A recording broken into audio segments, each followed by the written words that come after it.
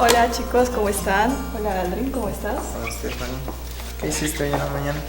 Te cuento que estaba ahí en el Face y estaba viendo el tráiler de una película que me gusta mucho, que salió recién la segunda parte y me intrigó volverla a ver.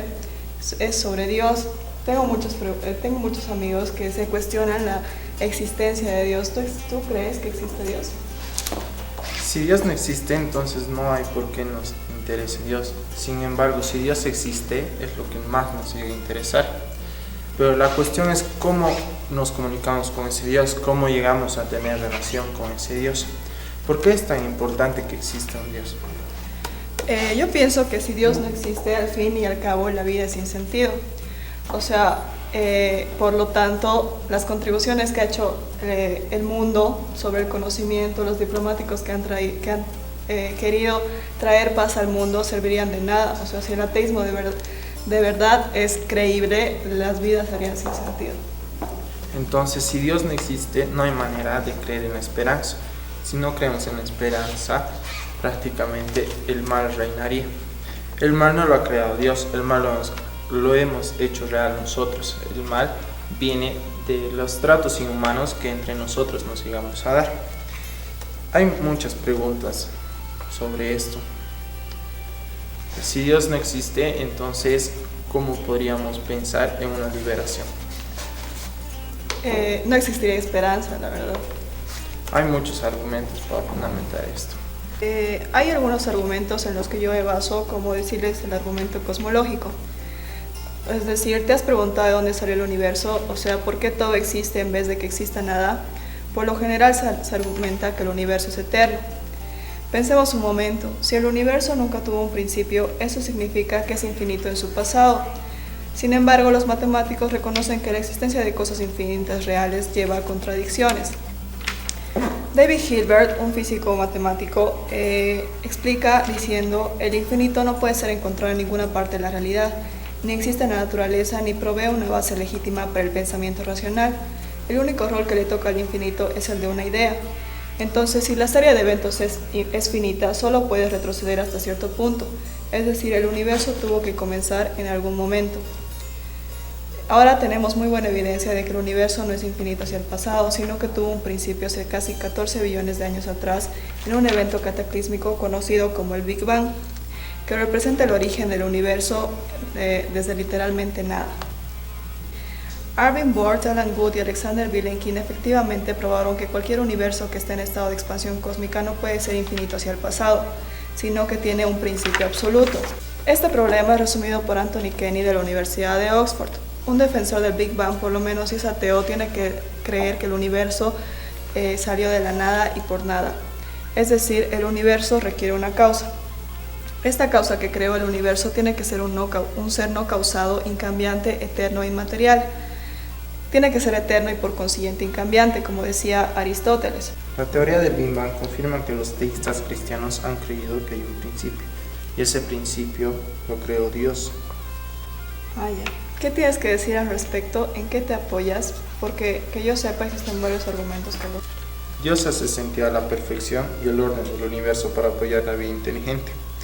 Entonces, la existencia de la vida inteligente depende de un balance de condiciones iniciales dados por el Big Bang. Este balance es delicado y complejo. Las personas que ignorantemente dicen que todo surgió por accidente simplemente no tienen un concepto de la increíble precisión necesaria como requisito para que el universo contenga vida. Estas personas nunca usarían este tipo de hipótesis. Nuevamente, la cosmovisión que el cristianismo siempre ha tenido se mantiene, que hay un diseñador inteligente del universo, y este diseñador es Dios. Ahora, ¿qué tienes que decir al respecto? ¿En qué te apoyas sobre los valores? Hay un argumento en el que me baso firmemente, que es el argumento de la moralidad. Es decir, para mí Dios le da sentido a los valores morales objetivos. Si Dios no existe, no existen los valores morales objetivos. Decir que hay valores morales objetivos es decir que algo es incorrecto o incorrecto. El filósofo Friedrich Nietzsche, el gran ateo que afirmó que Dios ha muerto, entendió que la muerte de Dios significa la destrucción de todo sentido y valor de la vida. La muerte de Dios conducirá, dice Nietzsche, no solo al rechazo de la creencia en un orden cósmico físico, sino también al rechazo de los valores, al rechazo de la creencia en una objetividad y una moral universal. Si Dios no existe, es decir, ¿qué tienen de especial los seres humanos? Seríamos productos accidentales de la naturaleza que han evolucionado así por nada, recientemente en una partícula diminuta en algún rincón del universo, hostil y sin sentido. Un ejemplo sería acciones como la violación, el abuso infantil, la tortura, que no son solo conductas inaceptables a la sociedad, sino que son abominaciones morales. Aparte, he escuchado que el argumento histórico se basa en acontecimientos reales. ¿Tú sabes algo de eso? ¿Tienes que decir algo? En el argumento histórico se habla sobre Jesús de Nazaret. Jesús de Nazaret fue crucificado y en esa crucifixión hay muchos testigos, al igual que al tercer día en su resurrección. Entonces, esos testigos estuvieron presentes de todas esas acciones. Muchos expertos tratan de averiguar y muchos de ellos también llegan a la conclusión de que Jesús de Nazaret sí llegó a existir y llegó a ser crucificado y también resucitó.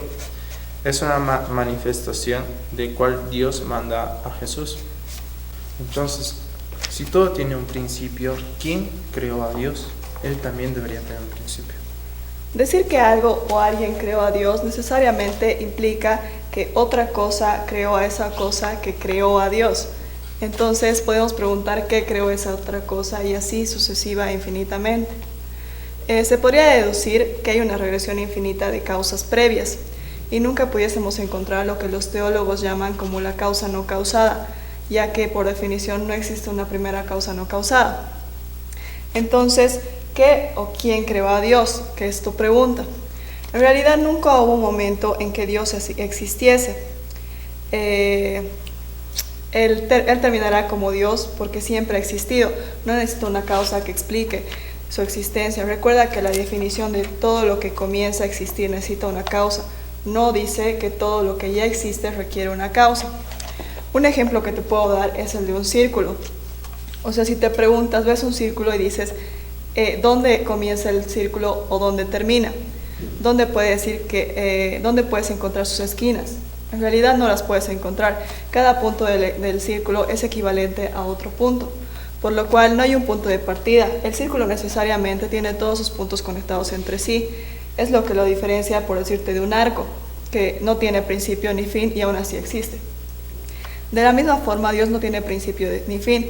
Si lo tuviese, dejaría de ser Dios. Creer que Dios no comenzó a existir no es más lógico que creer que un círculo no tiene principio ni fin. Ahora, pasando a otro punto, hay una pregunta muy consecuente en todos aquellos que no creen en Dios. O sea, ellos se preguntan que que Dios no existe porque no contesta peticiones. Entonces, ¿por qué sucede eso?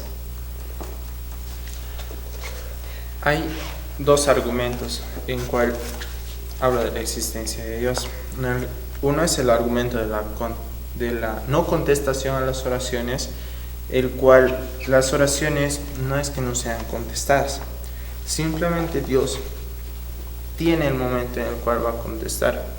Muchas veces todavía no es el tiempo o no es la decisión correcta para esa persona, entonces no llega a cumplir lo que esa persona le pide, el cual nunca va a tener sus acciones sobre lo que lo ha pedido, pero luego puede llegar a pasar otras cosas que a causa de eso puede surgir mucho bien a la persona. Es decir, que Dios hace las cosas por algo, entonces todo llega a ser causal. No es que no le conteste, simplemente espera el momento adecuado para que esto se manifieste. El otro argumento es de la experiencia religiosa común, donde dicen que todo se manifiesta mediante sentimientos, el cual tiene el cristiano y el cual tiene que fundamentar todos estos sentimientos que llega a tener hacia Dios. Entonces, los ateos deben tener argumentos para que digan que no existe un Dios. Deben fundamentar lo que ellos dicen. O sea, la verdad, como dice aquí en la cita, un ateo tiene que saber mucho más de lo que yo sé. Un ateo es alguien que sabe que no existe Dios, pero no tiene argumentos que respalden eso. Entonces, para Carl Sagan dice que los ateos son muy estúpidos. Se refiere a él de esta manera porque hay un tema en especial en el que se habla del ateo y la responsabilidad de prueba. El ateo Michael Sirven insiste que no necesitamos una prueba de que Dios no existe para justificar el ateísmo. Es obligatorio en la ausencia, en la ausencia de la evidencia para la existencia de Dios. Es decir, ¿cómo respondemos a tales retos? ¿Cómo podemos responder eso a los ateos? El ateo piensa que tiene toda la responsabilidad, de no defender su punto de vista, y todo eso lo hace caer sobre el cristiano, lo cual no necesariamente es así. El ateo también tiene la responsabilidad de probar la declaración de que Dios no existe. Así como el cristiano dice que tiene conocimiento de que Dios existe, el ateo también necesita respaldarlo. O sea, necesita tener una justificación de su argumento. Preguntarle ¿por qué crees esto? ¿Cómo lo sabes? ¿O qué posturas te hacen tener firmeza en eso? Se necesita explicar por qué Dios no existe. Nun werde ich euch beweisen,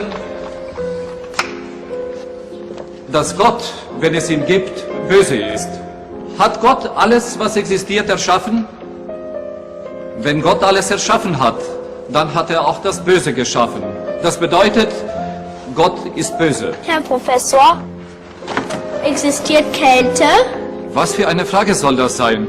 Natürlich existiert die Kälte. War euch noch nie kalt? Nein, in der Tat, Herr Professor, die Kälte existiert nicht. Nach den Gesetzen der Physik ist das, was wir als kalt empfinden, nur das Fehlen von Wärme. Und existiert Dunkelheit, Herr Professor? Selbstverständlich existiert sie. Nein, sie ist nur das Fehlen von Licht. Wir können das Licht messen, aber die Dunkelheit nicht. Das Böse existiert nicht, genau wie die Kälte und die Dunkelheit. Gott hat das Böse nicht geschaffen. Es ist das Ergebnis dessen, was Gottes Hand noch nicht berührt hat.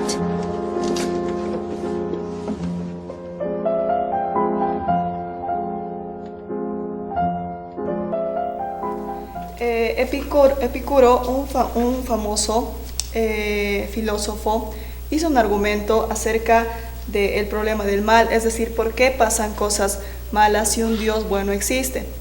En el argumento decía, está Dios dispuesto a prevenir el mal, pero no puede, entonces no es omnipotente. Está dispuesto y no quiere, entonces es malévolo. Está dispuesto y quiere, entonces ¿de dónde viene el mal? No está dispuesto y tampoco quiere, entonces ¿por qué llamarlo Dios? Si Dios es bueno y todopoderoso, ¿por qué es que hay mal en el mundo? Dios no ha creado el mal, nosotros lo hemos hecho real el mal, porque nosotros mismos nos tratamos inhumanamente. Es algo dialéctico porque hay el bien y el mal, no todo puede ser perfecto. Nosotros mismos vamos construyendo nuestro propio mundo en el cual llegamos a tener mucho mal con las personas que nos rodean. Entonces el problema es del mal a nivel intelectual y el problema del mal es emocional. El intelectual trata de dar explicaciones razonables con coexistencia de Dios y el mal. Y el emocional trata de consolar a aquellos que están en medio del sufrimiento y disolver la apatía emocional que la gente tiene a un Dios que permite el mal. Entonces el mal lo seguimos creando nosotros día a día. Dios es responsable de que nosotros escojamos entre el bien y el mal. Entonces nosotros podemos decidir entre qué hacer, entre hacer el bien o el mal. Pero ¿por qué Dios lo permite? ¿Por qué permite que exista todavía mal en el mundo si Él puede eliminar todo eso? Si eliminaría, entonces iría en contra de lo que Él mismo nos dejó, ser libres. El ser libres incluye que no todas las personas van a pensar como uno. Todas las personas van a tener diferentes opiniones sobre cada tema. Entonces muchas de ellas van a malinterpretar muchas cosas.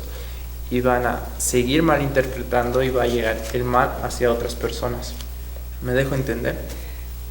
Sí, creo que sí. O sea, estás diciendo que el problema planteado por Epicuro responde a la pregunta que me acabas de responder, es decir, el mal viene de nosotros mismos. ¿Eso estás tratando de decir? Sí, exacto. Bueno, aquí concluimos con todo, chicos. Espero que les haya llamado mucho la atención. Gracias por tu información aportada, Adrián. Gracias.